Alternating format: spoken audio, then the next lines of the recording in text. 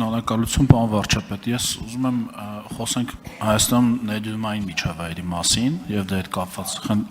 խնդիրների մասին, ներդրումային միջավայրի խնդիրների, հնարավորությունների, ձեր նշած ցուցանիշների մեջ նաեւ շատ էական դեր կարող է ունենալ արտաքին ուղիղ ներդրումների ծավալը, դրանց ներդրման արագությունը, էֆեկտիվությունը եւ այլն, եւ գաղտնիք չի, որ այստեղ մի շարք խնդիրներ կան, մենք վերջերս մարզերում հանդիպումներից մեկի ժամանակ մի այսպիսի խնդրի մասին լսեցինք, երբ դիցուք ներդրողը գալիս է, ցանկանում է հողակտոր գնել, այն հողակտորը, որ ինքը որ ցանկանում է, սա ուղղակի մեկ օրինակ եմ բերում, որով վրա կարող են կառուցել մնացածը, այն հողակտորը, որ ինքը ցանկանում է ենթադրենք գյուղատնտեսական է, պետք է սարքել հասարակական կամ արոտավայր է, պետք է սարքել գյուղատնտեսական եւ այլն, դիմում են, դա տևում է ամիսներ, ինչպես համայնքապետերն էին մեզ ասում, մարդիկ կամ չեն սպասում, կամ դա գիտեք, ժամանակն էլ փող է, չեն ցանկանում այդ ժամանակը գնահատում են ավելի թանկ են, քան այն գումարը, որ պիտի ներդնեին, գնում են կամ կիսատ են անում գործը եւ այլն։ Էլ չասած բանկային համակարգում արկա որոշակի խնդիրների մասին, որը առանձին թեմա է, դրսից փոխանցումներ, դրանց արագություն, դրանց ստուգման պրոցեդուրա, տևողություն, բծախնդրություն եւ այլ։ Այս երկու կոմպոնենտները միասին վերցրած կառավարությունը այս հարցի վերաբերյալ ունի որոշակի տեսլական ներդրումային միջավայրը բարելավելու հետ կապված դիցուք ամենակոնկրետ հարցը հողատեսքերի փոփոխության, այդ ինստիտուտները որ պետք է անցնեն նպատակային նշանակության, մի քիչ արագ, բարձր չեմ ասում մեկ ստորագրությամբ թողնենք մի որևէ պաշտոնյա որոշի, դա էլ առանձին կոռուպցիոն ռիսկ է, բայց ինչ-որ արագացված պրոցես լինի, չգիտեմ, մեկ ամսում հնարավոր լինի հողի նպատակային նշանակությունը փոխել, տալ այդ մարդի ներդրումն անի, փոխանակ սպասել տասնյակ գերատեսչությունների պատասխանին, որոնք հաճախ կարող է ամիսներով մինչև չգնաս այդ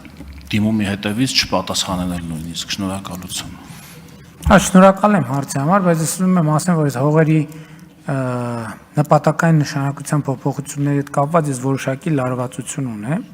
որովհետև մենք տենց ինքնամոռաց գյուղատնտեսական նշանակության հողերը փոխում ենք կառուցապատման, վրան շենքեր ենք սարքում, հեսա մի X պայ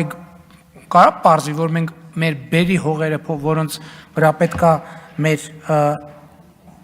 բերի հողերը պետքա մեր պարենային եւ գյուղատնտեսությունը զարգացնել, դրել ենք շենքերի տակ։ Այդքան հեշտ հարց չի, դա ռազմավարական նշանակության հարց է։ Որտեղ ինչի ենք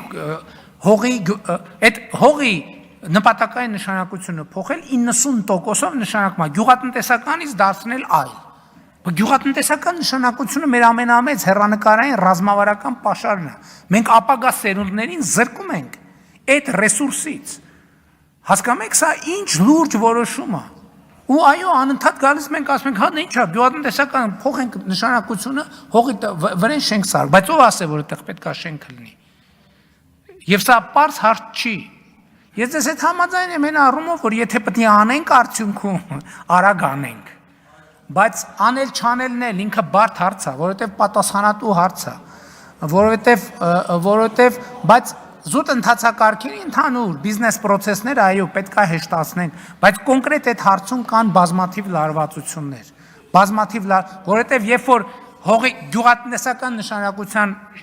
հողը դարձրեցիր կառուցապատման, վրան 10 հարգանի շենք սարքվեց, էլ շանսը 0 է, որ այդ հողը հետ կդառնա գյուղատնտեսական։ Քանի դեռ ինքը գյուղատնտեսական է, ինքը միշտ շանս ունի դառնալ ուրիշ նշանակության հող, բայց որ վրան շենքը սարքվեց, էլ չես կարա հետ պտտես։ Այսինքն դա մի քայլ է, որ մի անգամ արեցիր, վերջ գնաց։ Պետք է շատ մտածել այդ քայլը անելիս։ Չէ, համաձայն եմ, բայց այդ եմ ասում, բայց այդ բնական զարգացման մեջ էլ պետք է ռազմավարություններ ունենանք։ Մենք հիմա դրա համար այդ ոնց էինք ասում, տարաբնակեցման պլան եւ քաղաքաշինական նշանակության փաստաթղթերի միջոցով պետք է այդ խնդիրները լուծել։ Բայց այդտեղ էլ կրթության խնդիր ունենք։ Որտեւ այս վերջերս ես երբ որ քննարկում ենք քաղաքաշինության ռազմավարությունը, եւ ուղիղ հարց տվեցի, ասի հարգելի գործընկերներ, եկեք իրար նայենք, ասենք, մենք կարողություն ունենք այս ծավալի աշխատանքը անել մեր տեղի կարողություններով։ Եվ ուրախ եմ գոնե, որ խոստովանեցինք, որ չենք կարող։ Դա խոսքը վերաբերվում է գոտիավորմանը հողերի, որտեղ ինչ կա եւ ռազմավարական քաղաքաշինական պլանավորմանը, որ այդ գոտիականությունն լինի, որ այստեղ գյուղատնտեսական է, վերջ չենք փոխելու եւ թափանցի կլինի։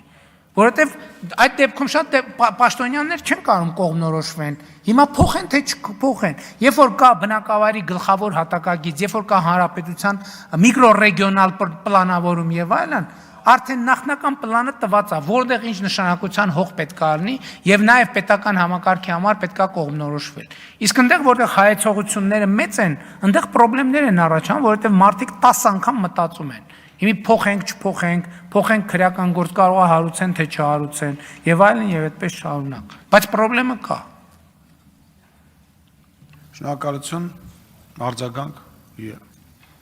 Պարոն վարչապետ, իսկապես խնդիրը հենց դա է, որ եթե պիտի մերժեն, շուտ մերժեն, որ այդ ներդրողն էլ իմանա, կամ եթե անհատ քաղաքացի է, բնակիչ է, ուզում է տուն կառուցի, ինքն էլ իմանա, գնա ուրիշ հող փնտրի։ Բայց այդպես ստացվում է, օդից կախվում է ու նաև ձեր ասած պատճառով, որ մարդիկ վախենում են։ Հիմա հայեցողական որոշում կայացնեն, վաղը քրեական գործ կլինի, չի լինի եւ այլն, ինչ որ մեխանիզմ լինի ձեր ասած գոտիավորմամբ, դիցուկ օրինակ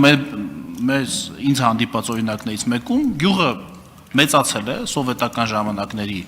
քարտեզների համեմատ, արդեն հասել են, տները հասել են գյուղատնտեսական հողերի, դե մարդիկ ամուսնանում են, առանձնանում են, հաջորդ տունը, որ պիտի կառուցեն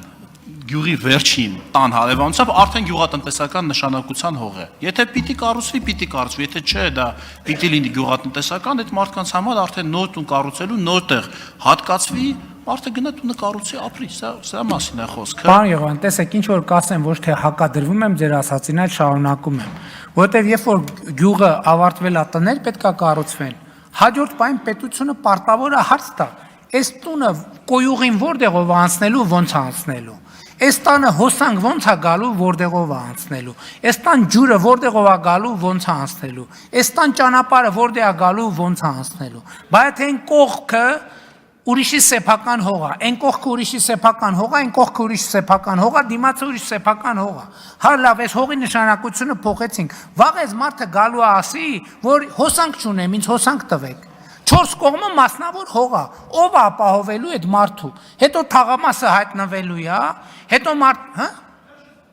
Չէ, թաղամասը, չէ, բայց մերժ process է։ Պետք է այս հարցերի պատասխանը ստանանք, նոր մերժենք։ Գյուղերում են հակադրություններ առաջանում, թաղ են կոնֆլիկտներ այդ պարզ հարց չի։ Եվ դրա համար եւ ուրիշ բան ասեմ, մեր գիտելիքը հենց այդքան, մեր պլանավորման, մեր տեսլական, մեր տեսնելու կարողությունը այդքան չի, որ մենք տեսնենք։ Մարդն իրը կանգնում ասում է, մի 500 մետր հող է, այս 2 ամիս այն ստանում բերում եք, քիչ եք կանում, որտեղ մարդ ինքն էլ չի բանանում, լավ տունը սարքեց։ Բայն։ Եվ այլն եւ այդպես շարունակ։ Հիմա լավ լուրն է նա, որ մենք ինչպես տեղեկացանք, մեր բնակավայրերը ըստ էության գրեթե բոլորը ունեն գլխավոր հատակագիծ։ Եվ հիմա գլխավոր հատակագծով ավելի հեշտ կլինի կողմնորոշվել։ Չնայած սենց իրավիճակները էլ կշարունակեն